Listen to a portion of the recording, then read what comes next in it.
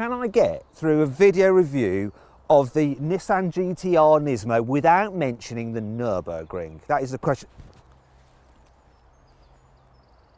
Let me explain why I just got kicked in the bottom. You see, there's this thing where Carwow decided that if I mention that racetrack in Germany in any video, I get kicked in the arse because it's just a real boring motoring journalist geeky fact. But you can't be kicking me in the arse when I'm just setting the scene for the viewer. If I mention it again, then I'm gonna get kicked in the bottom. It's gonna be hard to do because when you're reviewing this car, you want to make reference to that place. And in this video, I'm actually going to talk you around the upgrades that you get with the Nismo version of the GT-R over the standard car. I'm going to tell you what I like about it, what I don't like about it. I am, of course, going to take it for a bit of a hoon, and I'm going to time it over 0 to 60 miles an hour and the 4 standing quarter mile. Anyway, I'm Matt Watson, and you're watching Carwow.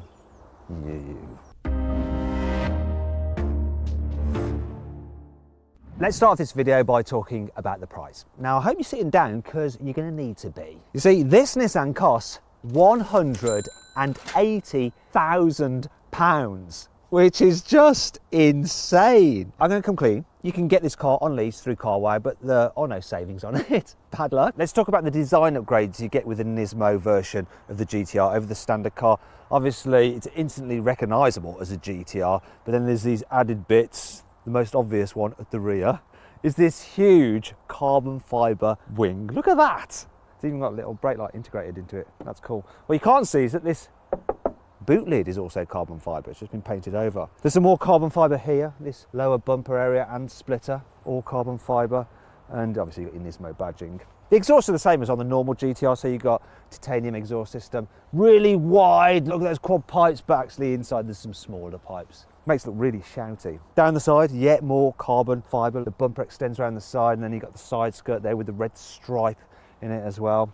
You got 20-inch forged alloy wheels, so lighter than the standard cars, and carbon fibre roof. Nismo has another red stripe here on the door mirror. Don't get that on the standard car.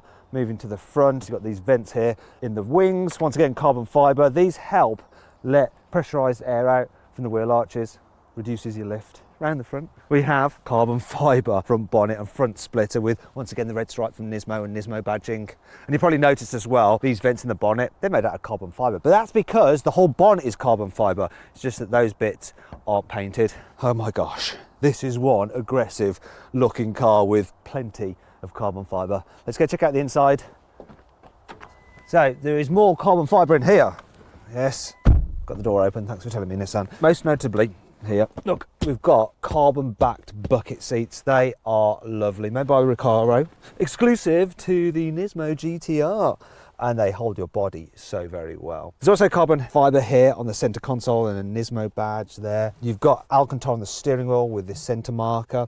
There's also Alcantara on the dash, that's lovely. And Alcantara for the roof lining, which is also lovely. Then there's some red stitching to signify that you're in the Nismo version. You've got Nismo on the rev counter, and it's a red rev counter. If I'm brutally honest with you, this car is feeling its age on the inside. No place is that more evident than this infotainment system. It's horrible. It's just so slow, laggy. The graphics are really low def, and it hasn't even got Android Auto. Apple CarPlay, yes, but no Android. Anyway, let's move on to the back. Let's see what it's like. It's not going to be great, is it?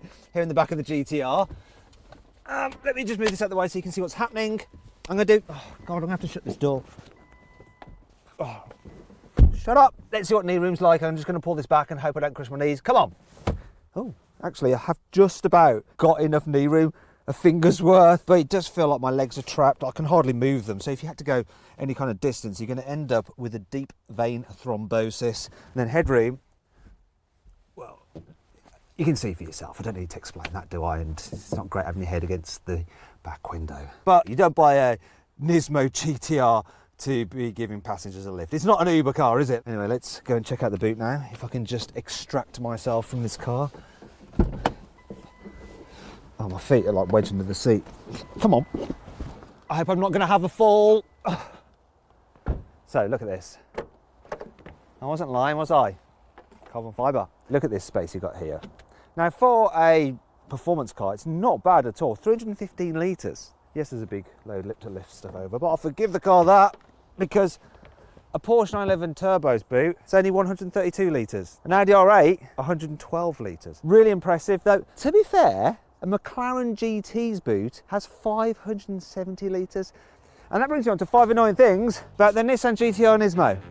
You see, McLaren GT, its starting price is actually £17,000 less than this car. Lamborghini Huracan, 15 grand less. A Porsche 911 Turbo S, £25,000 less. In fact, if you get the normal GT-R in prestige trim, which pretty much has all you want on it, and loads of power, that's 90 grand. So half the price of this. It's insane. Part of the reason for this car's high price is because of all this extra carbon fibre, and it does help reduce the weight, albeit by only 41 kilos, which is about the same weight as half a man. And anyway, this car still weighs in at 1,700 kilos, so it's no featherweight. Bizarrely for a track-focused car, if you turn the stability control all the way off, you invalidate its warranty. You might be wondering then, why do Nissan even let you turn the stability control off in the first place? Well, apparently that's to help you get out of snow. But that raises the question, how would they know that you were caught in snow in the first place when you did turn it off? It's all a bit bizarre. This is a 3.8 litre twin-turbo V6. It's been hand-built by one of only 5 master craftsmen in the world qualified to work on the car. It has 650 newton meters of torque, 600 horsepower. It's really impressive. So you're probably wondering, why the heck have you put the engine in the bad section of the review? Well, the simple reason is that while 600 horsepower is impressive, it's only 30 horsepower more than the standard GT-R. And you'd think that for all that extra cash, they could have given you more horsepower. We all know that this engine can take it. Why not give us 700 horsepower? We paid for it. Well, we haven't, but someone will have. This huge rear wing may improve downforce, but yeah, it knackers rearward visibility, can you see? Or not see, as the case may be. Thankfully, this car has plenty of cool features to help make up for all this. Here's 5. What you see here are the largest brakes ever fitted to a Japanese production car. You got 410mm carbon ceramic discs gripped by 6 piston calipers. At the back, you got 390mm carbon ceramic discs gripped by 4 piston calipers. Also, the Nismo version of the GT-R gets these special Dunlop tyres, which have been specifically produced for this very car. The Nismo gets uprated Bill Stein 3-mode adaptive dampers as standard. The Nismo version of the GT-R has a recalibrated 6-speed dual-clutch automatic gearbox for even quicker shifts over the standard GT-R. The body panels have been given some extra bonding to make them stiffer, more rigid. As a result, the Nismo GT-R's body is 10% stiffer than the standard car to make it more responsive and improve the handling and all that kind of stuff. The Nismo gets retuned steering to make it even more responsive than the standard GT-Rs. Finally then, let's see what this GT-R Nismo is like to drive. Well, it's a little bit like this. Oh, God! Oh. May have sounded like I was having a slightly painful orgasm, but that pretty much sums up this car. In fact, let's have a multiple one. So,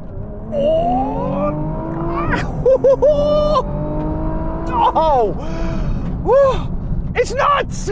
First thing, this engine. So what I didn't tell you about the engine earlier is that the turbochargers come from the GT racing car and they just spool up so quick. So watch this. Second gear, around 3,000 RPM. It's on straight away. On. Hey, here we go again. My goodness.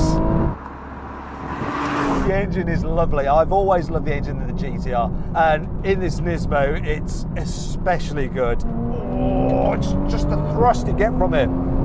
Nuts. Now, all of that would count for nothing if this thing was just all like kind of point and squirt, but it's not. The feel you get through it, through your bottom, you know how much grip it's got, and it will move around beneath you, but it gives you so much confidence to just... God, I just realised how quick I was going then. You go around corners in this car so much quicker than you ever thought you could do. And there's so much confidence from that steering, which is just so pointy and sharp.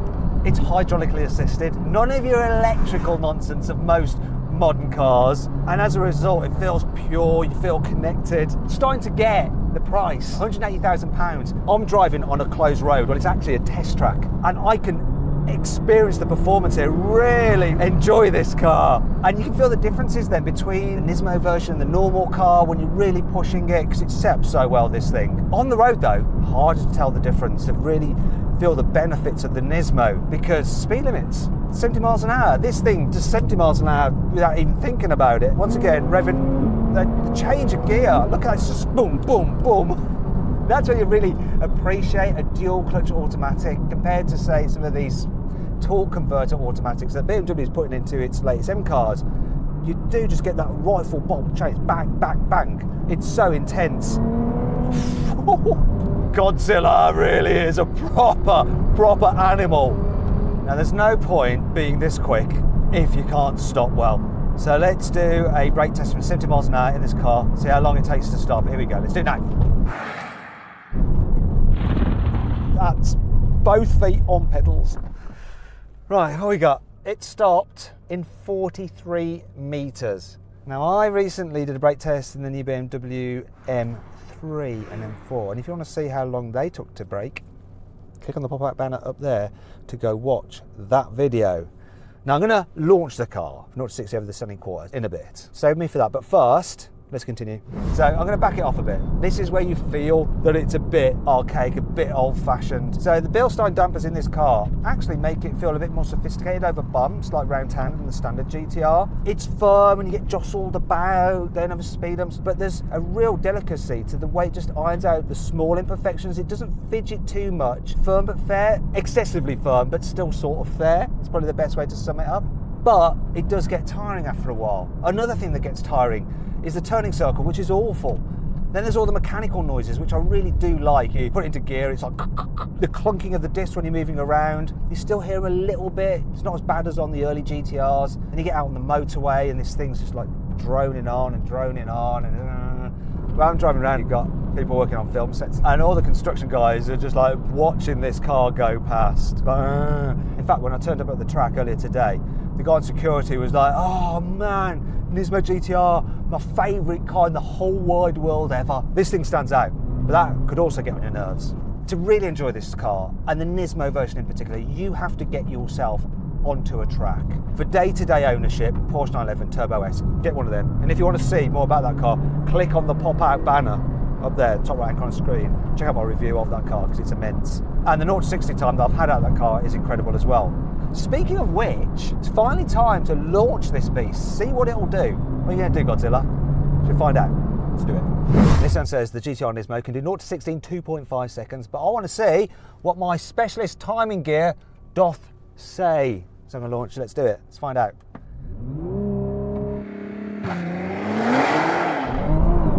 Oh, struggles for grip, you know. 0 to 60, 2.99 seconds, what's the standing quarter mile? 10.94. Traction wasn't great away from the lines. Give it another go. All right, Godzilla, you got to do a better job this time for the well-being of all the GTR fanboys watching, okay? Otherwise, in the comments, they'll be getting saltier than a tin of anchovies washed down with a glass of seawater. You got this.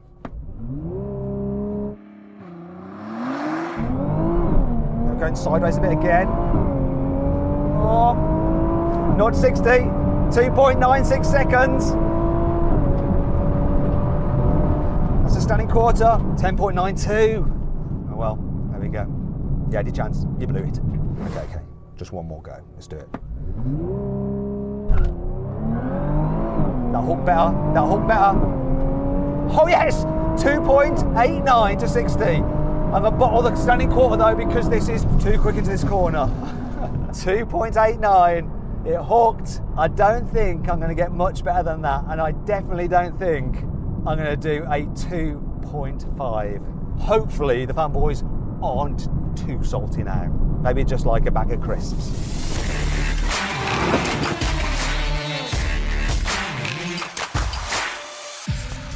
So then, what's my final verdict on the Nissan GTR Nismo? Should you avoid it? Should you consider it? Should you shortlist it? Or should you just go right ahead and buy it?